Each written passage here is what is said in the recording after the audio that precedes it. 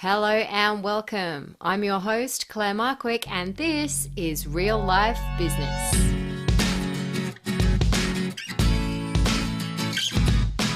Welcome to the Real Life Business Podcast, the show that helps you juggle your business with everything else going on in your life.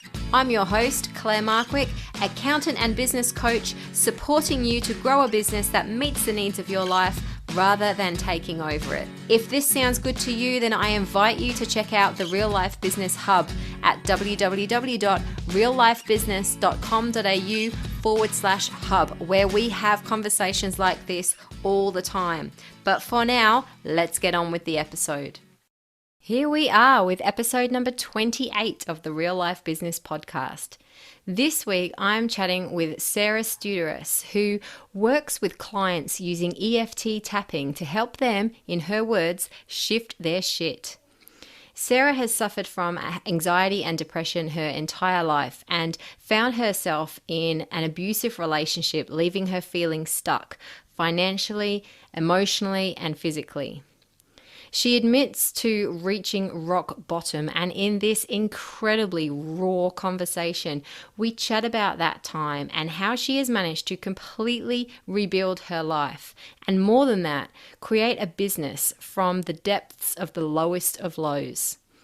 This is an incredibly inspirational story, so sit back, relax, and enjoy. Sara, welcome to the show. Thank you so much for joining me today. We first met, well, sort of virtually met, not too long ago through a podcast mastermind that we're both taking part in. And what drew me to you instantly was the name of your show, Shift Your Shit with Sara. I was just like, oh my God, this is a woman I need to talk to.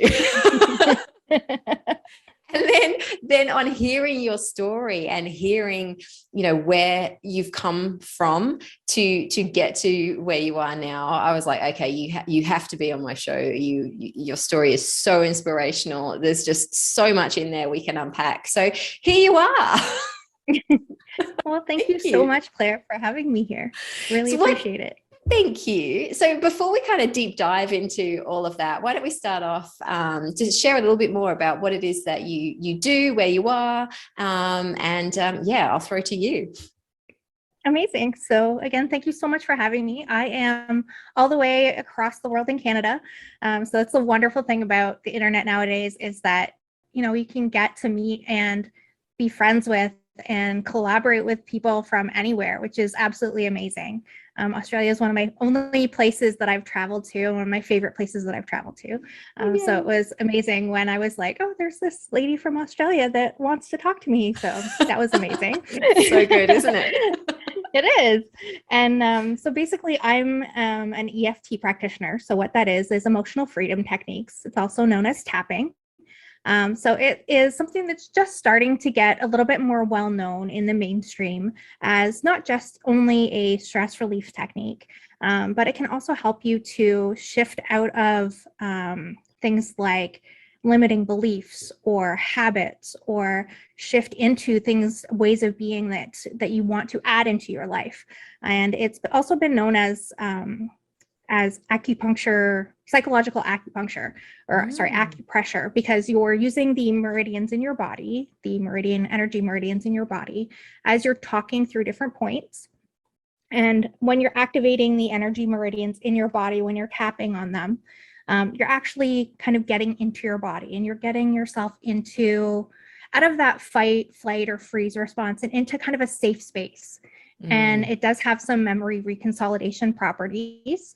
So basically, you can be talking about something that you experienced that was maybe not so comfortable, and maybe usually brings up a stress response for you, but you're experiencing it again in a safe place. So your memory's kind of going, your brain's kind of going, wait a minute, okay, maybe that thing, maybe we can think about it a little bit differently. And you can look at possibilities and shifting it to a different place, or look at reframing things. So it's been absolutely phenomenal for me.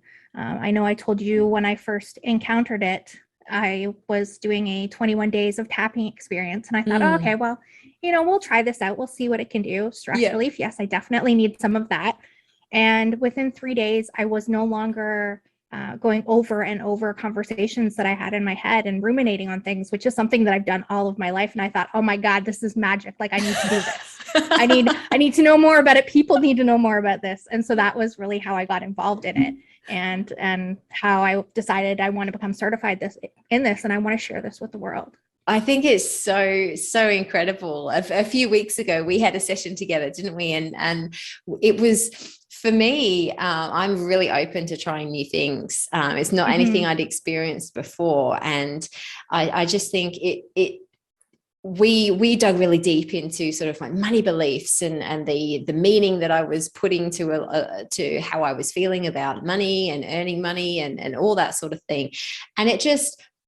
I think, the simplest way I can describe it was I sort of walked away from it and I was like, a bit like you said just then about, sort of letting go of the story and letting go of the constant need to ruminate and go over and over and over things. It's like, okay. And you just, I just walked away and I was like, feel a whole lot better now. And then Absolutely. Also, I remember you showed me a really simple technique that we can do on our fingers as well. Like, in a stressful situation or whatever it might be, you can sort of just do it really subtly. People don't need to know. And that night I showed my son that because he was having bad dreams, couldn't sleep. And it was something that I showed him. And, he was asleep again, just like that. And was like, oh, that was really cool. So yeah, as personal advocate, phenomenal. And I find too, for myself, even when I'm having problems with insomnia, at first I was like, oh yeah, it can be used for everything. It can be used for pain relief. It can be used for, symptoms that you're having of like different physical symptoms that you're having of illness and things like that. And I hadn't really tried it on anything like that. And one night I was sleeping and, my partner's beside me and I'm going, oh, I don't want to wake him up. He's got to be up very early. But oh my God, I've been here for an hour. My brain won't stop. And I thought, what, I'm going to try it for insomnia. And literally, I didn't even use the finger tapping. I just visualized it in my head because I was like, they say with athletes, they visualize what they're going to do and it, helps to program their mind and get their mind ready for it. So I was like, okay, I'm going to visualize tapping on these points while I go through. And literally within one round, I was like, okay, time for sleep now. So now every time I have insomnia, I'm like, okay, get out your tapping fingers and let's just start tapping. And it's been phenomenal for me in that way too. It's amazing, isn't it? And it's something that, and I'm sure I would love for you to tell us a bit more about your background and your story in just a moment. But it's something that you've got so much personal benefit out of as well, isn't it? And then it's like, okay, I've got to share this. I've got to share this with the world. I've got to create a business around this. Why don't we go back if you're willing to go back and share a little bit with the listeners about sort of how you came to need tapping in your life. So probably if I start, probably the earliest part that I needed tapping is if we think back to our childhoods, we all have our little childhood traumas. I've suffered from anxiety and depression my entire life. And it's something that I've kind of carried with me where I was talking about that rumination, that going over things over and over again before and after conversations with people is something that, I always struggled with. And, as I grew up, my mom didn't necessarily, I had a single mother. My mom didn't necessarily have the best self-esteem. So she didn't necessarily get in the best relationships, which meant that was what was modeled for me. Yeah. And so I got into maybe not the greatest relationship after maybe a couple okay ones. And about 5 years ago, I got into probably the worst relationship that I've been in my life. And it was somewhere that I never thought I'd be. I was in an extremely abusive relationship with someone who so quickly took over my life. And I had no idea how it happened that quickly. Within 3 months, I was cut off from my family. He was controlling all of my money. He had my car all of the time. He dictated when I worked, who I saw, what happened. And I was a strong person. I would never let this happen to me. Yeah. And suddenly I was in this place that I didn't understand and I was completely ashamed of. And that made it even harder to get out of. And so within 6 or 7 months, I just felt that my life completely wasn't my own. He had taken over absolutely everything and there was no way out. And unfortunately, he was involved with the police in being an informant. So they weren't any help to me. And I needed some help from some big someplace, some big something. And I thought, okay, I need to check myself into the hospital, but you can't just do that. So I need to do something serious. So I made my first suicide attempt. Oh my gosh. And fortunately, that one wasn't very serious. That one, I told them I took more than I did. And I just really wanted separation, physical separation and distance, and more than just the police that he was involved with, to be, there. And I was hospitalized for about a month, and he was arrested, and I put him in jail. Wow. And my friends came back into my life, and some of them said to me, "This is just too much for me," and walked away. And some of them said, "What the hell are you doing? Why didn't you tell me?" And I was just so ashamed, and I didn't know what to do. So I started to get a little bit better, but somehow, some way, he weaseled his way back into my life. Oh, and then he just became worse than ever. And so within that, my first attempt was in January of that year, and within 6 months, he had taken over my life so much more, and I knew that there was no way out. So that time I made a serious attempt on my life. I overdosed, and I was in a field for 24 hours before someone found me. I woke up and I saw the ugly curtains in the hospital and knew exactly where I was. And I was so mad. I was so angry. Because it hadn't worked? Because somebody else chose. Because somebody else chose for me to live when I wanted to die. And then when I found out how long I'd been in a coma for 4 days, and how long I'd been in that field, and that, what I took, I knew part of what I took had killed other people. I knew that there was some reason that I was there, and I was like, fine, I give up. I give up. I guess there's just some reason that I'm here, and I better find it. And my dark humor set in, and ever since then, my joke has been like, there's no point in me trying again because I'm immortal. Because if I can live through all of that, then there's just no point. So that time, unfortunately, I did a lot of physical damage to my body, and they weren't exactly sure how they were going to fix it. I had been on my leg for almost the entire time, and it had caused a lot of damage to the skin and part of the bones. So I had to have multiple surgeries, and I had to learn how to walk a few times. I was in the hospital for 4.5 months. And unfortunately, here in Canada, as I know we were discussing, it's not much better pretty much anywhere in the world, to be honest. Because I had a physical injury, they wouldn't treat me for psychological treatment at the same time. And it was really frustrating. I had to do a lot of fighting for that. I was in and out of the hospital kind of near the end, waiting for this infection to kind of finally come out of my leg. And I would get into a program, and they would put me back in the hospital, and they'd say, "You're in the hospital now for, physical injuries. You can't be in this program anymore." So I fought and fought and fought, and finally was able to complete my program while I was in the hospital. And isn't that just in itself to be admitted onto a program like that? Admitted, I don't know if that's the right word, but to be, accepted, or to go onto a program like that you are someone in desperate need. You are someone who has gone through an unimaginable trauma, an unimaginable time. You've got so much stuff that you're processing, and then the regulations, the rules, and okay, no, actually, just park that right now. You've got a physical condition that we need to treat first. That's just. Yeah, I was like, no, you're going to put my butt in a wheelchair, and you are going to have somebody wheel me down there, and I'm going to do this because this is the way it needs to be. And it even got to the point where I had to fight with a resident telling me that because I was okay that day, that they should discharge me from the psych program. And I said, look, I we're still in critical care at this point. Like, I haven't even been put into a regular room. I haven't had anything done to me. I said, I'm not here because I need knee surgery. Like, I'm here because of psychological reasons. We're not taking me out of that program quite yet. We're not ready for that. Wow. I really had to fight. And even when I got home, I had to fight for any resources that I got. I did get really lucky and get put in with kind of a program with one of the universities here in town that was training some domestic violence nurses. And I had a phenomenal nurse that I worked with for that.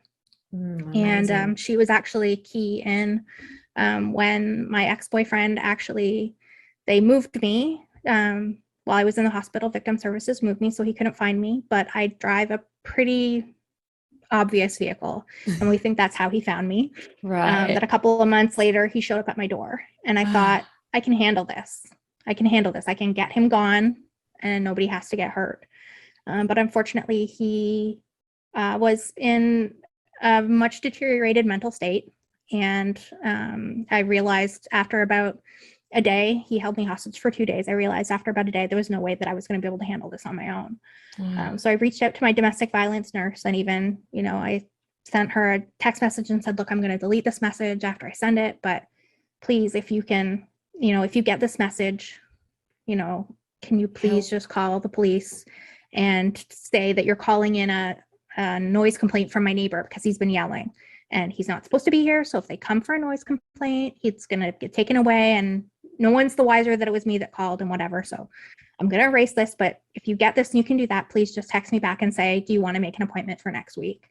Yep. And about 10 minutes later, she texted me back, and I thought, oh, thank God. Oh my goodness. So wow. She had called the police and explained the situation, who she was and what I had requested. And unfortunately, the police did not see any value in that. They showed up at the door and they said, hey, Sarah, is Justin in there? And called him by name and called me by name. And he immediately went to, you called the police on me, I'm going to kill you. But fortunately, I had to answer the door. They were there. But he was threatening me, you better show up at court tomorrow morning and get me out, or, bad things are going to happen to you. Bad things are going to happen to your family. He was constantly threatening my friends and family because he knew that meant more to me than me. And they took him away, and I said to them, okay, like, I'm leaving the city. And the police said, oh, it's no big deal. You'll be fine. He won't get out tonight, and we'll call you before he gets out. And I said, I'm sorry, I don't trust you. And sure enough, I left town, but the next morning at 10 o'clock, my phone was ringing and it was him. And they had not contacted me, anything. So I had to put in another report that he was trying to contact me. And they wanted me to come back into my city to make the report at the police station. So I had to switch vehicles with friends and go into the city and make this report. And it went on for a couple months after that, that I was basically on the run. I was staying out of the city because I was scared for my life at that point. He had said things like implying that someone was going to die. And I didn't want to be that person. I'd already tried that and I was over it. So I didn't want to be that person anymore. And so I stayed with friends and family for a couple of months, going between different houses. Anytime I had to come back into my own city, I would switch cars with my friend's husband. And that went on for a while. My friends would track me on apps to make sure that I wasn't longer than I was supposed to be anywhere, that, I didn't get accosted somewhere. And that was just how life was for a couple of months. How does it come to that as the victim? How does it come to you having to live your life like that? I mean, that's a whole other conversation, isn't it? Yeah. Like beyond the scope of this show, but I find it utterly disgusting. I think the hardest part was that the victim services gave the judge a suggestion to have him expelled from the city and banned because he was not originally from my city, and the judge refused. So I had to leave my city for my own safety. And it just ended up that I again got very lucky with some domestic violence workers. They talked to some other domestic violence workers in a city where one of my friends lived. And my friend said, look, like, just move here if you can. So they arranged for me to move cities, and I left. I moved cities, and 2 days before I got my keys, I got a call from the police, and they were asking me, do you know this person? And I thought, oh my God, he's outside my old apartment making a scene. And so I said, yes, this is my ex-boyfriend. we have a no contact order. He's not supposed to contact me, going through, all of the things like, I'm not doing anything to like try and get him to do this. And he said to me, okay, well, I'm just calling because you're the only next of kin that we have listed, but we just found his body. And in that moment, it was at one point relief because this was over. And at another point, almost like being a widow because your partner that you just had is gone. Yeah. Oh, but you're glad that they're gone. So it was so hard. Sorry. Don't apologize. I cannot even begin to imagine. I talk about a roller coaster of emotion all the time in terms of business and family life, but I can't begin to imagine that roller coaster. That thank fuck, but shit, that. Yeah. And it's like, the person that they were in the end, you're glad that they're gone, but the person that you thought that they were, that you remember them to at be, one point, or you're still like, that was a person. So that was hard. But at the same time, it was such a relief not to have people track me anymore, not to have to look over my shoulder constantly anymore, or any of that. So that was when life really started to change for me. So it was like, okay, I don't have to be in this constant state of what's next. This fear so it's and like, alertness, and it's like, okay, so what really is next? What happens now? My life isn't all about running from this person and therapy. What does it become next? And so for the next probably year, it was all about, okay, well, now that this isn't me, who the hell am I again? Like, who am I now? And what am I going to do?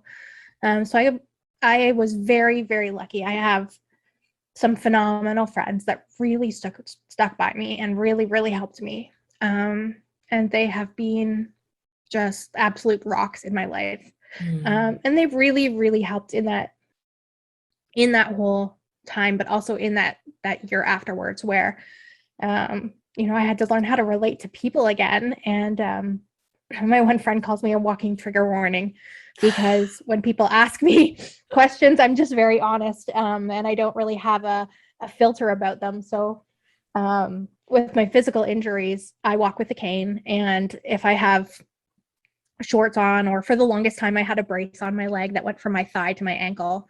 Wow. And people would look at me and say, oh my God, what happened? And I would say, oh, I tried to kill myself. And my friend would be like, you've got to stop doing that. You're going to give someone a heart attack. And I was like, but that's the truth. So you had a car accident or something. Exactly. And so for the longest time, I had to learn how to relate to people again, and maybe not give everybody all of the answers right off the top, if I didn't know them, and they just came up and were curious. So my friends were definitely helpful in that, and in making me feel useful again. Like I didn't know if I'd ever be able to work a real job again. So they own a store, and they'd say, well, help us with this, help us with that. So getting to feel like I could do things again, because my whole sense of self was just like, I don't even know anymore. So that was super helpful.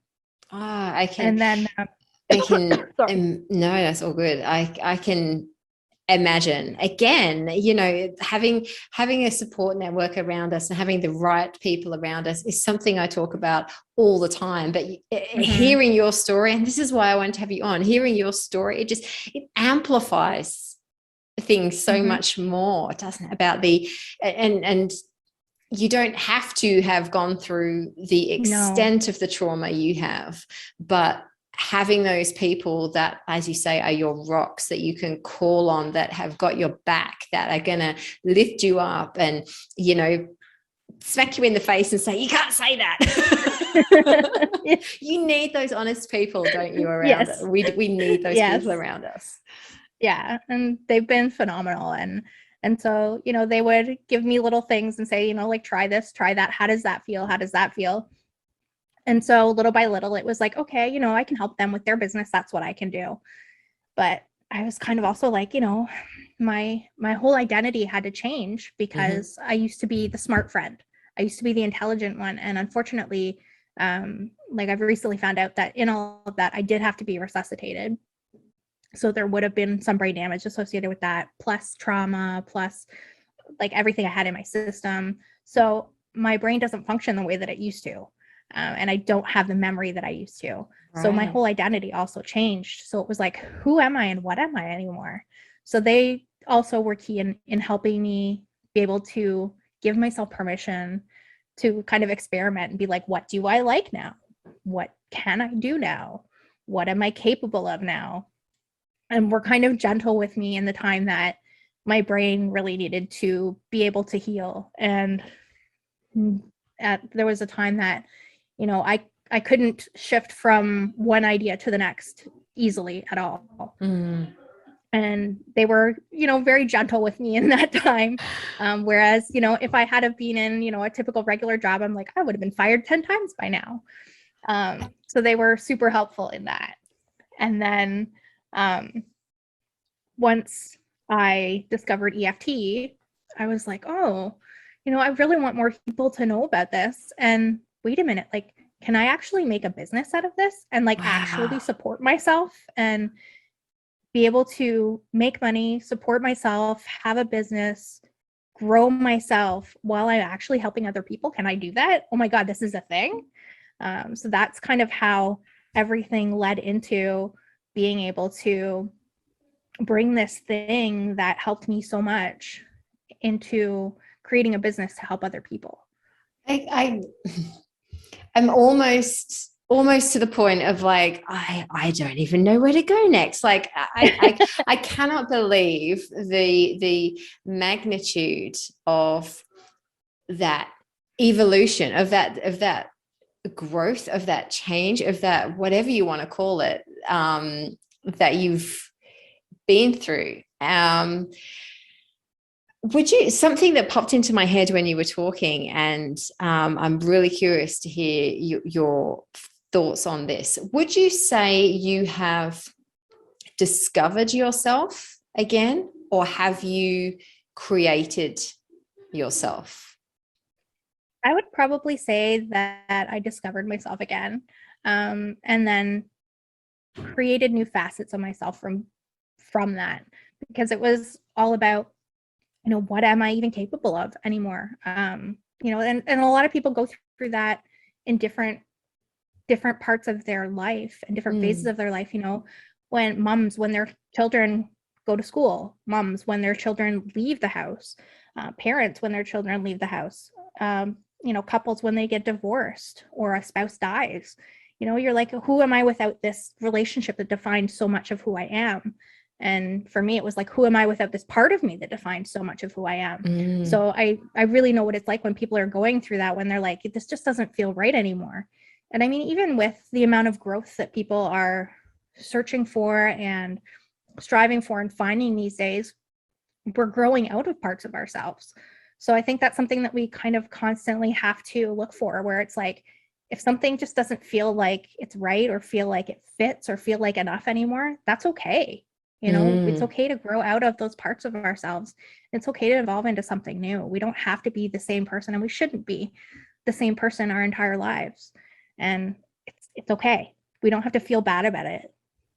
I think that is really great advice, isn't it? Because it can be very easy to attach a sense of identity, or attach a sense of, well, this is just how it is. I've got to grow to like this, or I'm bad for I'm bad for wanting more. Something that I'm seeing a lot at the moment, a lot of my clients are kicking ass, to put it plainly. They are the businesses are going so well, despite being in industries that have been really, really rocked over these last couple of years. And there's an element of guilt. There's an element of, should I not be grateful for where I am? Like, why am I always wanting the next thing? Like, why am I bored by this? Like, what's wrong with me for wanting more? And I think you can sort of see the similarities. I mean, complete difference, but complete similarities in what you're saying between your situation and those situations as well, can't you? Like, we don't have to, there's no law to feel a certain way about a certain situation. We can create and make whatever we want. Yeah, it's okay to want to stay where you are, and it's okay to want to change either way. And it doesn't matter. Whatever works for you is what's right for you. And there might be people around us that make us feel like we shouldn't want more, or we might be projecting that onto other people around us. But in all honesty, like, we've got to make room for other people. So if I feel like what I'm doing doesn't work anymore and I want to level up, or I want to do something completely different, then why should I not do that and make space for someone else to be exactly where I was? That's a really interesting thing that you've just said. Make space for somebody else to be. So somebody else stepping into where you were. So you've got to sort of let that go to enable someone else to step into that place. And then by sort of, what happens then is you've let that go, which means you've then got space to up level yourself and your thinking and your business as well. That's really, I like that. That's neat. I haven't thought about it like that before. But actually, I do closed captioning. It's something that I've done forever. And one of the videos that I was captioning today, there was a young man that was talking about how he had been offered a full scholarship for law, but he wasn't really interested in law. But he had a discussion with a woman who had offered him a business internship instead. And she said to him, "Do you want to study law?" And he said, "No." And she said, "Okay, well, do you feel good about the idea of, maybe going to uni and not having to be in debt by the time you're out?" And he said, "Yeah." And she was like, "Okay, how do you think you would feel if you went and you were studying on that scholarship?" And he said, "I wouldn't be very happy about studying something I didn't like." And she said, "Okay, well, then why are you considering taking the scholarship?" And he said, "Because it's a free education." And she said, "Well, what about somebody else that maybe really enjoys law that needs that scholarship? If you're taking it, you're taking that away from them." And I was like, oh my God, so many things where we're like, oh, I feel like I have to keep doing this, even though I don't want to. I want to do something else in my life. Are we keeping that from someone else because we're doing it? And we're not just being like, okay, I'm letting that go for someone else, and I'm going to go do this other thing now. And I'm going to go do what lights me up, what I'm meant to do, what I want to do. And what's going to move me forward, and let somebody else come into that space and take up where I was before. Yeah, who's gonna shine and it be the thing that lights them up, because they're that cliche term, on a different journey. I love that. Do you feel like with with your past and with everything you've been through, do you feel like you're more easily able to identify the shit, for want of a better term, your term? Do you feel you're better able to identify that now and just go, hey, okay, Sarah, like, there's some shit here, let's deal with it and get rid of it? Or are those patterns that we all go through still present with you as well? I definitely still get stuck in patterns sometimes, and I need someone else to see them and go, yeah, do you not see that you're doing this? And kind of bring me back from it. But definitely, I would say I've always been pretty self-aware. I just don't do anything about it. Yeah. Was the way that things were before. I would be like, I know that I don't like this, and I know that this has to change, but that takes energy. So why am I going to do that? And now I'm more like, the energy that I'm spending on disliking what I'm doing, or disliking the habit, or not being happy with what I have, or not being happy with how my day is moving, or not being happy with what's going on. All the energy that I'm spending in all of the days that I'm feeling like that is so much less than the energy that it would take to shift that and feel so much better. And then the opportunity cost of that energy as well, because not only are you using energy in that negative mindset, but that energy could be being used with something that lights you up and with something that brings you Absolutely. joy. And I guess that's where you sort of got to with establishing your business. It's like, okay, like I know how this has helped me. And I know that if I clear the space and if I shift my shit, then I can help others do the same. And, you know, like you said before, like people don't have to have gone through something as traumatic as I went through to want to change or to, you know, feel justified in being able to do something like that. You know, it, and I can so much easier identify with people that have these little, for lack of a better term, pain points, but these little things that bother them, or these little things that add up, or things that weigh on them, or things that are in a completely different situation, where it's like, you know what, I haven't experienced that exact thing, but I know exactly how you feel. And it's like, I had to go through all of this shit, but now I can relate to so many more people on such a different level. And it's like, okay, I guess that's my, you know, reason to be thankful for what I went through, is that, you know, I can relate to so many more people. I know what it's like to feel that misery, or that shame, or that just unhappiness with what's happening. And, you know, it's easier to say it's okay to give yourself the permission to just do something different. I think that's so, yeah, it's so, so powerful. What would you say?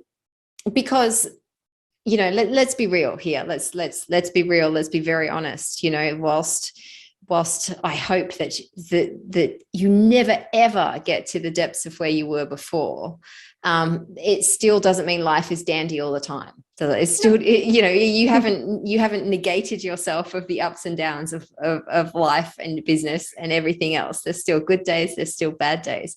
What are some of the things, like, what is it that keeps you going? What is it that, you know, lights your fire now? What's that inner drive? I would say for me, it's the fact that I know that I didn't have to feel the way that I did for as long as I did.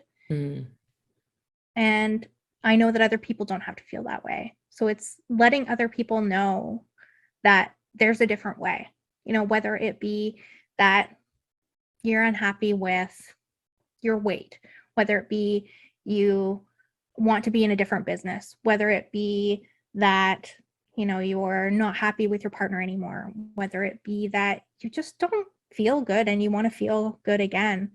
It doesn't have to be that way. And there is a really easy way to shift that. And just knowing that there is that tool that people just need to know about. And, you know, spreading the word about EFT and tapping, and how much it can change lives, and how much it can change little things, and how much it can change big things. I think that is what's exciting for me. And seeing all the differences that it can make. You know, like when I was first introduced to it before this tapping experience that I talked about earlier, you know, someone said, oh, I tried this tapping thing, and I tried a tapping for having a better day, and I think I had a better day. And, you know, download this app. So I downloaded this app and I did this tapping. I was like, oh yeah, I think I had a better day. Great, whatever. And then never thought about it again. Yeah. So, you know, not realizing how many different areas it can help in, and like how quickly it can help you to make a shift in the way that you're feeling. I think that's the most exciting thing for me, is seeing other people realize that in themselves. And you know, yes, sometimes it's tough to go through your shit. You know, it can be really tough to get honest. It can be really tough to dig deep, and it can be really tough to feel your feelings. And, you know, so often we shove down our feelings, and a lot of people will say to me, you know, in tapping, one of the very first phases that you go through is venting. And a lot of my friends will say to me, or people that I try to explain tapping to will say to me, but I'm not supposed to concentrate on these negative things. Like, why am I talking about them? And I say, well, if we're just shoving them down, if we're not talking about them, like, they're just going to manifest themselves somewhere else. And it's not going to be somewhere that you like. You know, we have to let go of these things. We have to talk about them. We have to release them. It's okay to not be okay with things. It's okay to have these uncomfortable feelings. We have to acknowledge them and let them go. And that's a big part of it. It's massive, isn't it? It's such a deep rooted belief. And I think it stems from all manner of different things, and generally no malice. There's no malice intended by the words that parents say, like when they say to your kid who's crying, come on, cheer up, but over and over and over again, through the media, through things people say, through just general life, we create this meaning that feeling sad is bad, and that feeling angry is bad, and that we attach a label of positive and negative emotions, don't we? And I don't think we even, as a population, I'm not talking about we as in you and I don't think, just generally as a population, we realize the damage that we're doing by attaching negative and positive to emotions. An emotion is just an emotion, isn't it? It needs to be, as you say, it needs to be acknowledged, it needs to be identified, it needs to be processed, and it needs to be released. And that's the same for happiness, fear, joy, anxiety, love, whatever it is. And as you say, as soon as you start to push them aside or push them down, they don't go away. No, they don't go away, do they? It's like a pressure cooker. Like it's going to, you can push it down for a time, but then something's going to happen. You're going to get sick. Something is going to happen. It has to come out somehow, doesn't it? Exactly. And it might not look anything like when it went in, and you might not realize that the two are connected, especially things like getting sick, or, aches and pains, or, just general malaise, or, injuries. And, we're not realizing that is all of this like emotional suppression that we're doing to ourselves. And, or when we're associating the feeling with ourselves, I am depressed, I am sad. And taking on the especially when we have a negative connotation on it, taking on that and being like, oh, I'm horrible because I feel this way, or like I really shouldn't feel this way. Well, no, feelings are feelings. You can feel however you want. You don't want to feel that way anymore. Okay, well, let's deal with why you feel that way. Yeah. And we can let it go. That's a massive, massive distinction. Like it's one that I pull my boys up on all the time, because I think our self-talk is so powerful, isn't it? So if it's something that comes out of our eldest son's mouth all the time, it's like, oh, I'm so bad, or I'm so stupid, or I'm so this, or I'm so that. I'm like, no, you're not. Yes, that was a bit of a silly decision that you made. That doesn't make you stupid.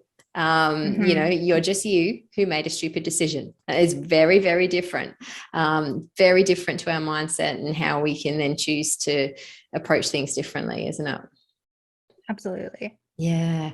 What are some of the things, like this is something I'm always really curious to ask people as well. What do you have in place now that helps you to be as effective or as productive as you can be? Like what are some of the non-negotiables that you've created in your life to help you navigate this roller coaster going forwards? For me, the biggest non-negotiable that I have is listening to my body. I know that my body talks to me, and I know that it speaks very loudly. And if I don't listen, it will speak even more loudly, and I will get sick or I will get hurt. So definitely, if I don't know if you're a TikTok person. If My son heard is. of the no bones. Do you know the no bones days? Okay, well, you'll have to have people listening that do. You'll have to have him show you Noodle the pug, who is now apparently like the decider of how the millennial generation is going to feel that day. So he's a 13-year-old pug, and his owner every day will stand him up in his little bed, and if he slumps over, he has no bones, and it's going to be a rough day. It's not a good day to sign a contract or do anything or wear hard pants. You just have to be nice to yourself that day. And if he stands up and he has bones, it's a good day to celebrate. Go treat yourself to that new purse that you wanted or something. So for me, it's like listening to my body, and it's like if I'm feeling like I'm exhausted and I just can't do any more work that day, it's time to shut off, and it's time to just go do something for me. It's time to go take a nap. It's time to go sit and knit. It's time to go do something creative. It's time to go for a walk outside. It is not time to try and push through and get some junk work done that's going to be no good. I'm better to just put it away and come back to it tomorrow after I've given myself a bit of a break. And I know that if I don't, I'm just going to end up burnt out and sick. So that's for me, that's my biggest non-negotiable, is I listen to my body now, and I listen to what it's telling me to do. That's a massive, massive one, isn't it? And I can say hand on heart, it's something that I've had to really learn the hard way as well. Yes. When I first went into business, when I first left my comfortable 6-figure salary to go full-time into my business with like suddenly nothing, we talked about pushing the stress away, and pushing those negative emotions away. I was doing a lot of pushing away. I was doing a lot of pushing through. I was doing a lot of hustle because, I was like, I've got to do this. I've got to have a website. I've got to have business cards. I've got to, all these busyness tasks that my husband was telling me, you don't need to do that. But I was saying, you don't know anything. Yes, I do. And hustle, hustle, hustle, hustle, hustle. Before I know it, I was sick. So within about 3 weeks of leaving my nice, comfortable salary, I was sick, and I was sick for about a month. And I'm like, okay, this is probably the universe telling me that I need to start listening to my body. And when I'm really honest with when I really think about it, it's something that's happened all through my life, all through school, all through uni. When I've pushed myself to that breaking point, I get sick. And it's always a sign to me that I need to stop. But, what I'm learning now is don't let it get to the point where you have to be bedridden for a week. Start to recognize those early symptoms, if you like. And like you say, it might just be like, now I just go outside and just go and sit, or go and do a task outside, or I go and feed the chickens, or I go and, even if it's hanging out a load of washing, it's just get outside and stop. And it can be as simple as that, can't it? It doesn't have to be massive. Like, I've got to take a month siesta off my business to cover. Like, we're not talking about that, are we? It's just you've got to listen to those little signs. Yeah, for me, like the very first time that in the journey to my business that I did that was, a time where I was feeling like I was butting heads with everybody, and I just couldn't move forward at all. And I was so fed up, and I had so much anger built up in me, and it wasn't letting me get anything done. And I just was almost like vibrating with these emotions that I couldn't let go of. And I woke up and said, you know what, something's got to change. Something's got to give. And I literally pulled up my phone, pulled up the map app on my phone, and scrolled around until I found a green area near me, because I was like, oh, I don't want to go to the local park. It was during COVID, and it was when the parks had first opened up again. I was like, everybody's going to be there. Don't want to go there. So I just scrolled around for some open green area, and I was like, I'm going there. I don't care where it is. I'm going there. And I did. And I went, and I just walked until I wasn't angry anymore, and then walked a little more. And I felt so much better by the end of it. And I was actually able to move forward. Yes. I think there's so much power in that, in what you just said there. Like, there is no point. Like, there are so many influences. There is so much talk of hustle, hustle, hustle, hustle, hustle. But like, to me, I know for me, it doesn't work. I've tried it. I've done it. And it's just led me to feeling like shit, physically, mentally, arguing with my husband. Like, it's just not a nice result. So Absolutely. Just take a break. Again, it's that whole thing, isn't it? It's like, let it go, release it, give yourself the space to release whatever shit is in there, get it out. You've got the space then to progress and move forward. So good. So good. For anybody who is listening to that, I would beg anybody listening to this not to have been inspired, not to have been moved. And, I'll say it a million times, but, thank you so much for being so open and so vulnerable and so willing to share what you shared today. Because as we've said, whilst people listening might not have gone through or been going or are going through the extent to what you did, there will be elements of shit going on in people's lives that they can take some inspiration from that story. I think that's just fabulous. Thank you. So if anybody wants to follow you, reach out to you, find out more about tapping in, how you can help, where can they find you? Well, you can always find me on Instagram. I'm not as active as I should be, but I'm still there. And you'll find me there as Shift Your Shit with Sara, just SARA. And you can find me on my website, which is shiftyourshitwithsara.com. Love And, it. like to keep things consistent. So you can also find me on my podcast. It's, you can find it on any podcast player like Spotify, Apple, Google, anywhere that you listen to your podcast. And again, it's Shift Your Shit with Sara. I love it. I absolutely love it. It's just straight up. It's like no messing. This is what it is. Before we go, I always I've got 3 little quick fire questions that I like to fire at guests. So if you're up for that, we'll crack into that. Tell us about a book that you think everybody needs to read. I think that one book that I've read recently that I think is phenomenal it's called Make Some Noise by Andrea Owen. And it's about mostly as women identifying how we're suppressing our voice and maybe not asking for what we need or even asking for what would be nice, and we're just suppressing anything we want, and it's about looking for ways to change that, looking for ways to speak up, looking for ways to stop playing small and play big, and I think it's a phenomenal book. That sounds awesome. Make Some Noise. Mm-hmm. Yeah, I'll get a look for that. That's going to be my next Audible listen. Much more practical. This is Practical Head. What about a piece of software, tech, or an app that's changed how you do business? For me, I would have to say that it's Google Workspace. It is a part of everything I do. My calendar is my Google Calendar. There's my Gmail. I no longer have to have a separate program to bring up my documents, my spreadsheets, all of that. It's all there. Doesn't matter what computer I'm working from, doesn't matter where I am, it's all there. So I think Google is my best friend in what it's created in everything like forms and docs and spreadsheets and everything. I think that's been phenomenal. It's definitely been a game changer for me.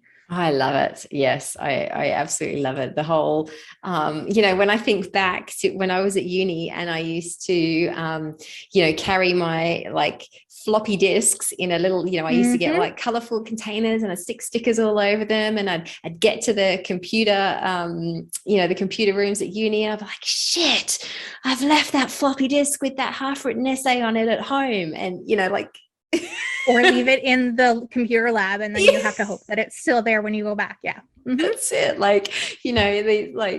These kids today, they just have no idea how good they've got it, do they? I mean, this final question, I have no idea how you're going to answer this, but I'm going to fire it at you anyway. If you could give your younger self one piece of advice, just one, what would you say? That time isn't as slow as you think it is. Time goes by so quickly. So the thing that you are struggling with right now, in no time, it's not going to matter. So spend less time worrying about it and just let it go. Oh, that is beautiful. That is absolutely beautiful and a perfect place to end. Thank you so much, Sara, again for your immense vulnerability and openness to share your story and your journey of resilience and pushing through and shifting your shit. And I would encourage anyone listening to this, if you're a podcast listener, go and find Shift Your Shit with Sara and subscribe to that podcast as well, because it's so, so good. Thank you so much for joining me today. I really appreciate it. Thank you so much, Claire.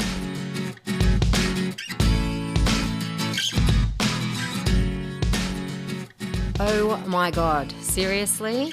That has to be one of the most epic conversations of this podcast so far. I'm sure you will agree. Thank you again to Sara for your absolute trust and faith in me for being able to share your story. I really do appreciate it. And where do I even begin when it comes to key takeaways from this one?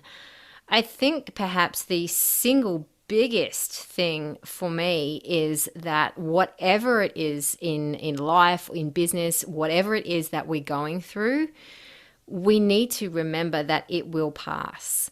It is a blip in the grand scheme of things. And it almost seems I almost don't feel qualified to say that, but hearing Sarah say those words, that would be the advice that she would give her younger self. Things will pass, whatever it is we're going through. In the whole grand scheme of our life, it is such a minor blip in time. And if we can just find something from within that just helps us get through, then, we know it's going to pass. The key that I got out of that was about acknowledging all of our emotions. And if you've listened to any of the episodes that I've done before, then you'll know that I talk a lot about really being able to identify our emotions, identify how we're feeling, put a name to them. And that just helps us to process and actually get those feelings out. And then when we've done that, we're free to get on with things rather than just pushing aside and hustling on and pushing on regardless and thinking that we're all strong. And then we just reach a point where we just burst over the smallest little thing. The second point that really stood out for me in this conversation is the fact that we're not bad for constantly wanting to improve ourselves, from continually working on ourselves. That process, it's indefinite, like it never ends. And, we're not bad to want to constantly change ourselves and improve ourselves. Stuff is going to come up all of the time.